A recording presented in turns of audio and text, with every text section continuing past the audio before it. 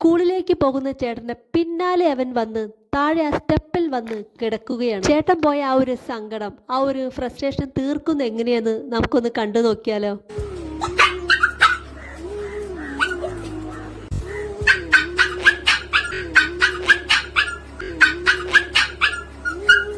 മൊത്തത്തിൽ ബഹളം വെടിയും പൂരം ആയതുകൊണ്ട് പോയവൻ തിരിച്ചു ഓടി വന്നതാ.